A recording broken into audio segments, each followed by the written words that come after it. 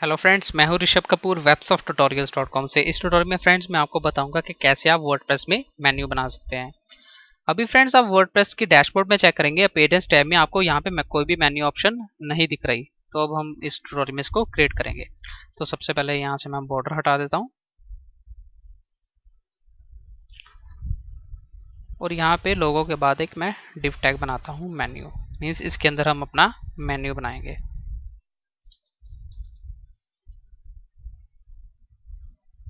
तो सबसे पहले मैं यहाँ पे स्टैटिक मेन्यू बनाऊंगा और उसके बाद उसको मैं डायनामिक में कन्वर्ट कर दूंगा, जिसको कि आप WP admin means WordPad dashboard से जिसको कि आप एडिट कर पाएंगे।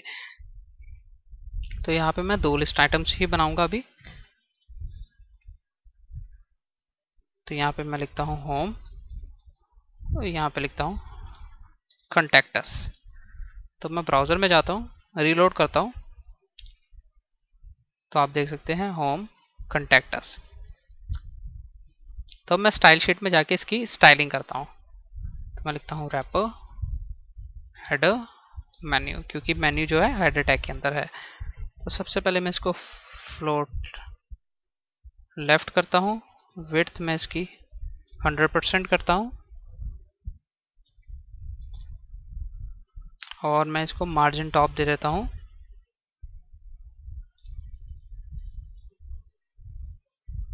35 पिक्सल्स। तो मैं रिफ्रेश करता हूँ तो आप देखेंगे होम कॉन्टैक्ट अस। अब मैं अनऑर्डर्ड लिस्ट की स्टाइलिंग करता हूँ।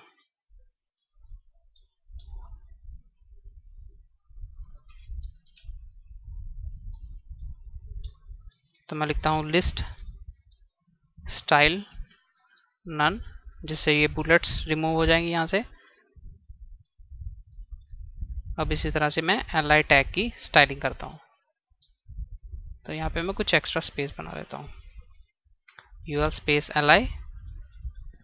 तो सबसे पहले मैं इसको बॉर्डर 1 पिक्सल्स सॉलिड दे देता हूँ, border 1 pixel solid, float left, जिससे कि ये एक ही लाइन में आ जाएगा। तो आप देख सकते हैं होम कॉन्टैक्ट अस। और मैं इसको हाइट दे देता हूँ, हाइट में देता हूँ 25 पिक्सल्स। ये काफ़ी कम रहेगी, मैं 37 पिक्सल्स हाइट दे देता हूँ इसको। तो मैं इसको लाइन हाइट भी 37 पिक्सल्स दे देता हूँ, तो जिससे कि ये वर्टिकली सेंटर में आ जाएगा।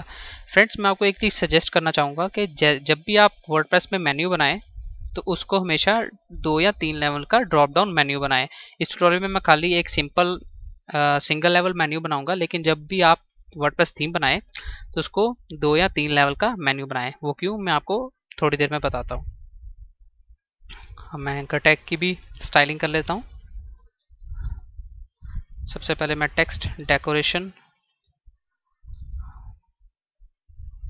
नन और मैं कलर कर देता हूँ, और इसी तरह से मैं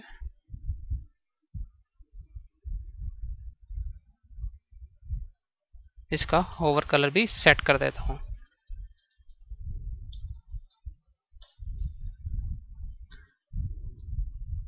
तो मैं रिफ्रेश करता हूँ,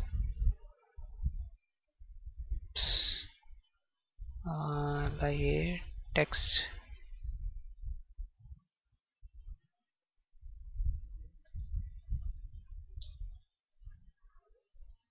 इसको दोबारा लिख के देखता हूँ, टेक्स्ट डेकोरेशन नन। तो अब देख सकते हैं अब आप देख सकते हैं जो अंडरलाइन आ रही थी वो हट गई है। अब मैं इसको थोड़ी सी पैडिंग दे देता हूँ। पैडिंग मैं टॉप बटन 0 पिक्सल कर देता हूँ और लेफ्ट राइट पैडिंग 15 पिक्सल्स कर देता हूँ, और मैं बॉर्डर भी यहाँ से हटा देता हूँ। तो फ्रेंड्स, ये हमने एक स्टैटिक मेन्यू ऐड किया है। अब हम इसको डायनामिक बनाएंगे। तो डायनामिक बनाने के लिए सबसे पहले हम जाएंगे functions.php फाइल में, यहाँ पे PHP टैग्स बनाएंगे और यहाँ पे PHP फंक्शन लिखेंगे। तो सबसे पहले आएगा फंक्शन, उसके बाद फंक्शन का नाम। तो मैं लिखता हूँ, आप कोई भी नाम दे सकते हैं, वेबसॉफ्ट ट्यूटोरियल्स अंडरस्कोर मेन्यू। तो ये चीज़ इंश्योर कर लें कि अगर आप इस नाम का फंक्शन बना रहे हैं, इस नाम का दूसरा फंक्शन ना बनाए, जिससे कि ये कन्फ्लिक्ट हो जाएगा और फंक्शन वर्क नहीं करेगा। तो वेब ऑफ ट्यूटोरियल्स मेन्यू, ये हमने फंक्शन बनाया और इसके अंदर हम लिखेंगे register underscore nav underscore menu. Means ये nav मेन्यू को रजिस्टर करेगा। ये 2 पैरामीटर्स लेगा। सबसे पहले आएगा, मैं जैसे यहाँ पे लिखता हूँ प्राइमरी, मीन्स किस लोकेशन पे मैं इस मेन्यू को यूज करना चाहता हूँ, और यहाँ पे आएगा लेबल, मैं लिखता हूँ टॉप नेविगेशन। तो ये हमने मेन्यू क्रिएट कर लिया। अब मैं यहाँ पे ऐड एक्शन यूज करूंगा।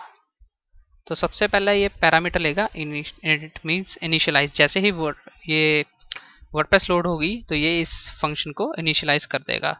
उसके बाद हमने जिसको इनिशियलाइज करना है उसको यहाँ पे लिख देना है init add action init web of tutorials menu. अब ये इस मेन्यू को इनिशियलाइज कर देगा। तो मैं जैसे ही WP एडमिन में जाऊंगा, अब मैं रीलोड करूंगा तो आप देखेंगे यहाँ पे एक मेन्यूज की ऑप्शन आ गई। तो अब मैं मेन्यूज पे क्लिक करता हूँ। अब मैं मेन्यूज को यहाँ से सेट कर सकता हूँ। तो यहाँ पे मेन्यू 1 आ रहा है, तो मैं यहाँ पे लिख देता हूँ टॉप मेन्यू, और यहाँ से मैं मेन्यू को क्रिएट कर देता हूँ। मैंने क्रिएट कर लिया मेन्यू। तो आप देख सकते हैं होम और सैम्पल पेज, मीन्स आप और पेजेस भी बना सकते हैं। मैं यहाँ पे इसको चेक करता हूँ, automatically add new top level pages to this menu. Means जो उनसे भी पेजेस नए बनते जाएंगे वो इस टॉप लेवल मेन्यू में ऐड होते जाएंगे। और यहाँ से मैं चेक करता हूँ टॉप नेविगेशन, मीन्स ये टॉप नेविगेशन आप देखेंगे हमने यहाँ पे लिखा था। तो ये एक लेबल यहाँ पे शो हो रहा है, थीम लोकेशंस टॉप नेविगेशन। मैं सेव मेन्यू करता हूँ, लेकिन यहाँ पे ये अभी भी स्टैटिक ही है, क्योंकि हमने यहाँ पे स्टैटिक कोड लिखा हुआ है। तो इसको डायनामिक बनाने के लिए सबसे पहले हम इसको रिमूव करेंगे। यहाँ पे PHP टैग्स लिखेंगे, और PHP टैग्स के अंदर लिखेंगे हम WP_nav_menu, देन ब्रैकेट्स, और ब्रैकेट्स के अंदर हम लिखेंगे एरे और फिर ब्रैकेट्स। तो यहाँ पे मैं सबसे पहले पैरामीटर देता हूँ थीम लोकेशन, और दूसरा, और उसके बाद एसोसिएटिव एरे यूज करेंगे इक्वल टू और ग्रेटर देन साइन, और उसके बाद हम लिखेंगे जो हमने लोकेशन लिखी थी। जैसे हमने लिखा था यहाँ पे प्राइमरी, तो मैं यहाँ पे भी प्राइमरी लिखूंगा। अब ये हमारा मेन्यू जो है वो डायनामिक बन गया। मैं जैसे इसको रीलोड करूंगा तो आप देखेंगे यहाँ पे सैंपल पेज आ गया, क्योंकि यहाँ पे सैंपल पेज लिखा हुआ था। अगर मैं इसको रिमूव कर देता हूँ, सेव मेन्यू,